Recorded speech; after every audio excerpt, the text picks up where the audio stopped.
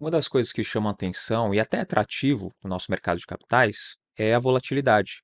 Porque a gente vê, claro, é muito complicado, né, em momentos de crise, momentos onde a gente vê até fraudes financeiras de algumas empresas, por exemplo. Tem muitas empresas que perdem dinheiro, muitas pessoas que perdem dinheiro nessas ocasiões. Só que no outro lado a gente enxerga também, tem algumas pessoas que conseguem observar oportunidades nesse momento. E elas conseguem até apostar contra, né, contra a maré, contra o efeito manada, que acontece algumas vezes, ou contra uma grande visão de inflação naquele mercado, uma bolha, por exemplo. Elas conseguem apostar contra e acabam ganhando muito dinheiro.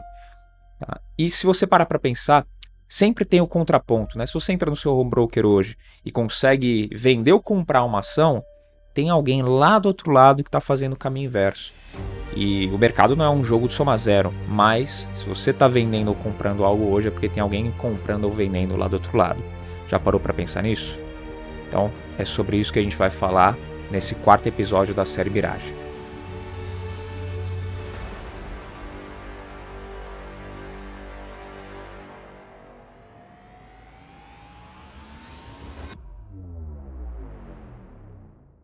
Esse é o quarto episódio da série Miragem, investimentos bons demais para serem verdade. Só que hoje a gente vai falar do lado oposto da moeda, né? O lado de quem conseguiu aproveitar as oportunidades que o mercado soltou para gente. Tá? Eu separei três casos aqui históricos de pessoas que tiveram bons ou ótimos desempenhos em crises que marcaram a nossa história. E eu vou listar cada um deles aqui, dar alguns detalhes e deixar algumas informações importantíssimas para que você, aí do outro lado, consiga também aproveitar algumas oportunidades em momentos de crise. Porque é uma certeza que a gente tem. O mercado ele vai oscilar. Ponto. O mercado ele vai ter novas crises, vão ter novas oportunidades se abrindo. Daqui a 2, 10, 20, 50 anos, isso vai continuar acontecendo. Se você tiver com as suas velas ajustadas para aproveitar esse vento, pronto, você vai conseguir passar por essa maré. Então é sobre isso que eu vou falar com você, separando esses três casos, começando pelo mais antigo deles. Tá? Você já deve ter ouvido falar, e se não, grava esse nome, que é o Irving Kahn. Tem uma frase que eu já quero deixar de destaque aqui no começo, que é a seguinte: todo mundo precisa de uma camisa nova. Você vai entender já já essa referência. Mas quem foi Irving Kahn? O Irving Kahn ele começou a sua carreira em Wall Street em 1928. Ele tinha 23 anos, então ele nasceu em 1905, americano mesmo, tá? E ele começou a sua carreira lá em Wall Street em 1928, um ano antes da Grande Depressão, a crise que afetou o mundo inteiro, a crise de 29, que você deve ter já ouvido falar sobre ela nas suas aulas de história, na escola, na faculdade. Se não, com certeza em algum podcast aqui você ouviu alguma das nossas entrevistas a gente falar sobre a grande crise de 29. Tá? Só que o que ele fez, o Irving Kahn ele conseguiu fazer durante a crise? Ele dobrou o capital enquanto muitas pessoas perdiam muito dinheiro e algumas até perdiam, tiravam a própria vida, né, porque foi algo que aconteceu ali durante a grande crise, foi algo que afetou o mundo inteiro, em especial a economia norte-americana. O Irving Kahn ele conseguiu dobrar o seu patrimônio, tá? Ele conseguiu dobrar o seu capital durante a grande crise. Tá? Tinha uma frase dele, essa que eu comentei já no comecinho, e tinha uma outra que também, entre várias que ele soltou, que foram bem famosas. Tá? Uma delas é: se o mercado está caro, o investidor precisa saber esperar.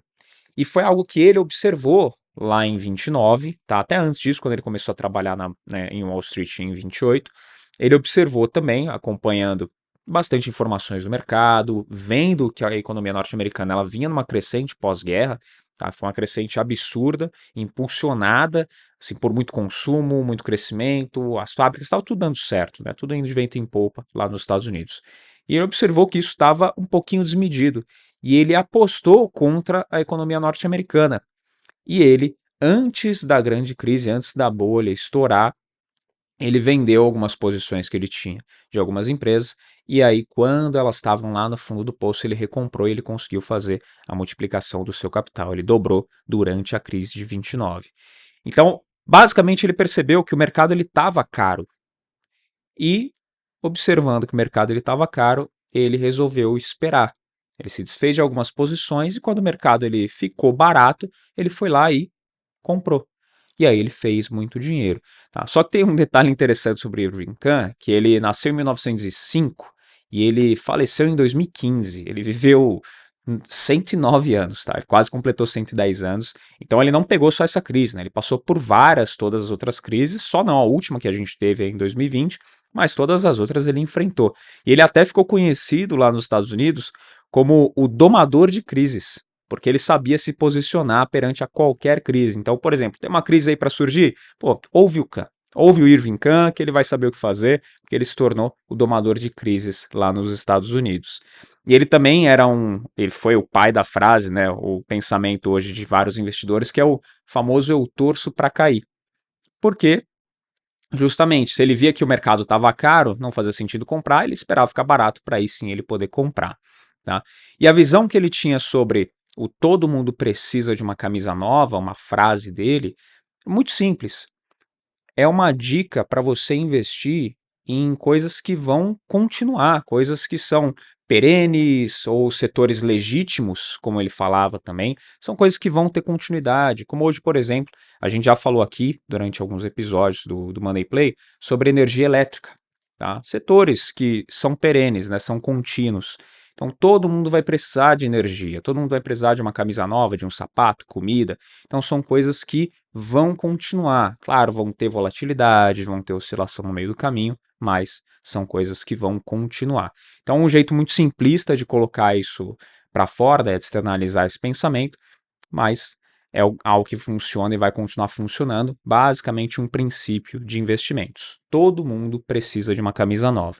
Então, esse era um dos vários pensamentos que Irving Kahn tinha a respeito do dinheiro, e ele conseguiu fazer dinheiro durante uma grande crise simplesmente por observar. O mercado estava caro, então ele fez uma manobra antes do mercado cair, e ele conseguiu se posicionar bem depois dessa correção que o mercado norte-americano teve. Nosso segundo caso foi o Jeremy Grantham. O Jeremy, ele participou também de algumas crises, né? Ele conseguiu visualizar algumas. Ele é um investidor britânico, cofundador da GMO, também chefe de investimentos, estrategista-chefe de investimentos da GMO.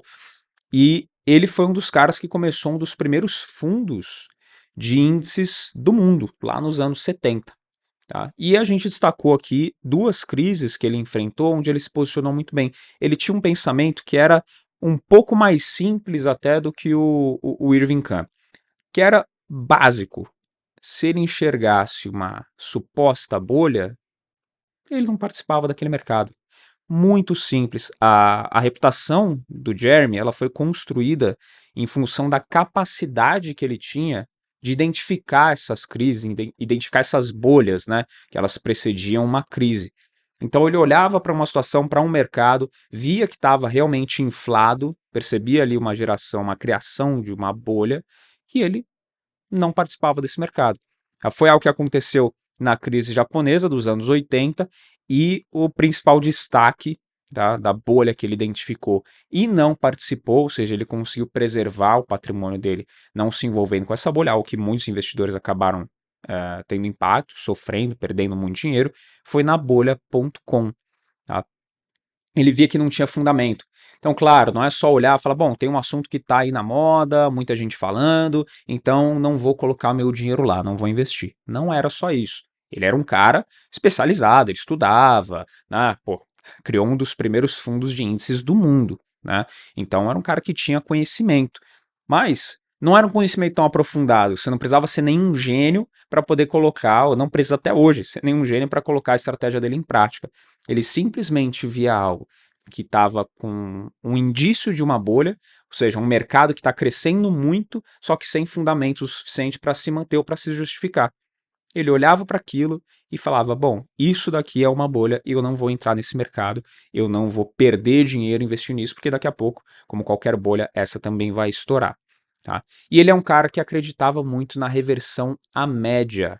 Ou seja, se tinha algo no mercado que estava com um preço muito abaixo do que deveria, olhando o número, analisando balanços, ele identificava que estava bem abaixo do que o que deveria, uma empresa de um setor que estava com números bons, bons fundamentos, mas ela estava com uma valorização, uma precificação muito abaixo das concorrentes. Ele acreditava na reversão à média, então aquilo ia subir em algum momento. Tá? Da mesma forma que se algo estava muito valorizado, estava com uma precificação fora do comum, ele também acreditava que aquilo desceria. Então, por identificar essas variações, né, esses descolamentos da média, e se posicionar bem em relação a isso, ele também acabava conseguindo ter bons resultados e, principal, fugir das grandes crises. Tá? Ele enxergava esse descolamento com muita facilidade. E aí ele conseguiu, tanto na crise dos anos 80, a crise japonesa, quanto na bolha.com, se isentar de prejuízos nessa época, né? A gente pode dizer assim. Ele não participou dessas duas crises. Tá? Então, como eu falei, dele era um pensamento um pouco mais simples e ele simplesmente, né, de forma a gente pode dizer, tranquila, se posicionava de forma neutra. Falava, "Oh, não vou participar, né? A crise tá aí, tá? Ou pelo menos a bolha tá aí, tá? Não vou entrar, não vou fazer parte dela, tá? E o nosso terceiro caso, que é o Michael Burry, esse daqui já é mais emblemático, né? Tem filme aí, inclusive vale a recomendação de você assistir o filme A Grande Aposta, tá? Que contou a história da crise do subprime lá nos Estados Unidos, aí que foi onde o Michael Burry ganhou um destaque um pouco maior.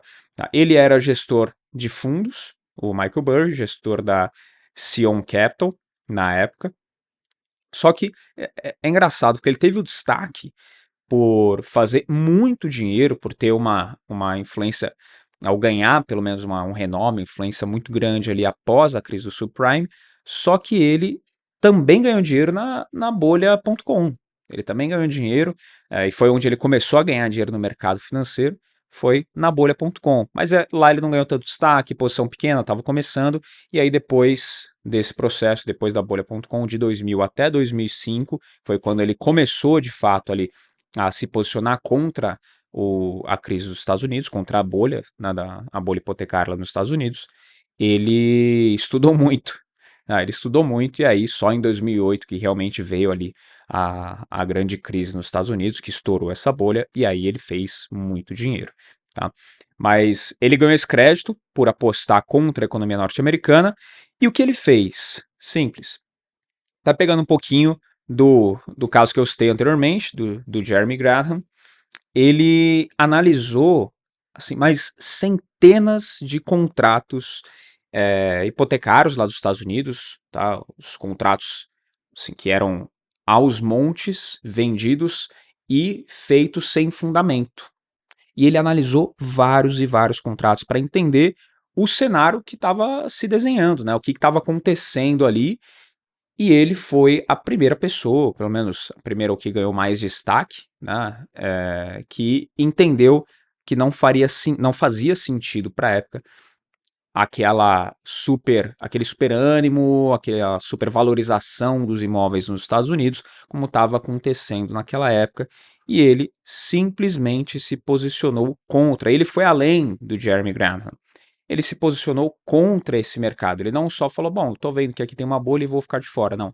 A tese dele era, assim como em outras vezes, outras oportunidades que ele investiu, mais recente até, de que se tem notícia, ele investiu também na crise tech que a gente está vivendo agora, basicamente, mas lá em 2008, começando em 2005, mas em 2008, quando ele concretizou a tese dele, aí ele ganhou muito dinheiro para ele e para os cotistas do fundo, da Sion Capital, ele apostou contra o mercado imobiliário norte-americano, depois de analisar centenas de contratos e identificar que realmente era uma bolha e aquilo ia estourar a qualquer momento. Tá? Pô, ele é um vilão, apostou contra, né? Pô, ganhou dinheiro na crise. Não, ele simplesmente olhou uma anomalia do mercado, um desvio, que aquilo estava errado, e ele falou: bom, gente, simples, vocês não vão corrigir isso daqui, eu vou fazer um dinheiro com isso aqui. E aí ele foi e fez um dinheiro com aquilo lá. Simples.